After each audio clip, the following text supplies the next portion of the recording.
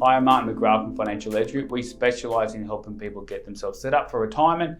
And today I want to talk about a new opportunity that's around, that was introduced by the government recently, that we're really using with a lot of our clients, both existing and new clients that come to us. It's really powerful for people aged between the age of 67 and 75. An opportunity that hasn't been around for a long time, actually never for a lot of these people. And that is now the ability for them to put voluntary money into super. The cutoff used to be that if you were over the age of 67 and weren't working, you could put in any extra money into super, but now we can. And it's something that I would encourage lots of people to go and have a look at as to how and it should apply to them. Some examples might be that over the age of 67, I've got some extra cash sitting there that's not in my super fund. I inherited it later in life. I've downsized some money. I've got a divorce, whatever that is, and that money is sitting in their personal name. What that means is that every year, if that's earning income, it's going in their personal tax return and potentially paying tax on that every year. If it's some shares that we've inherited or some shares that we own and it stays in our personal name, the value of those increases is creating a capital gain.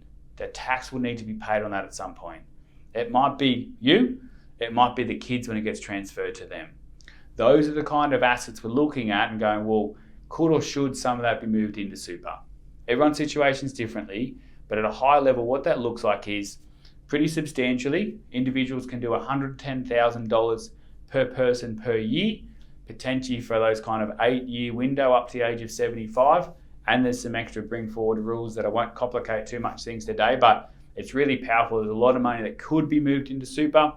The way that works is when the money goes in, there's no tax when it goes into the super fund. No tax saved personally, no tax paid in the super fund. The next year when that money stays in the super fund, assuming it's in pension phase, there's no tax on those earnings. Doesn't need to go and pay in a personal tax return. As long as it's in pension phase within the super fund, no tax is deducted from those earnings. And importantly and powerfully, if that money grows in value and creates a capital gain, doubles in value over the next 10 or 20 years, there's no tax on that capital gain.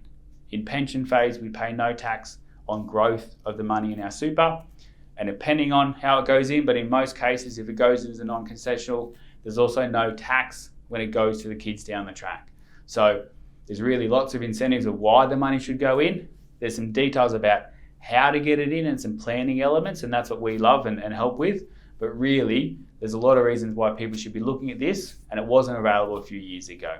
So that's, I suppose, a bit of an important level to look at that. I would really encourage anyone in that age bracket, 67 to 75, watch this video, check it out, share it with someone you know that's in this space to have a look at that. And if we've got, we're not talking about 10 or 20 or 30,000 in the bank, but if we've got some hundreds of thousands of dollars that's sitting there, even if we wanted to leave it in cash inside a super fund eliminates any potential risk on tax on that. So there's some really reasons to look at that. If you want to find out more or get into the detail, that's what we love helping with. Check us out at Financial Edge Group, but hopefully it's been helpful today.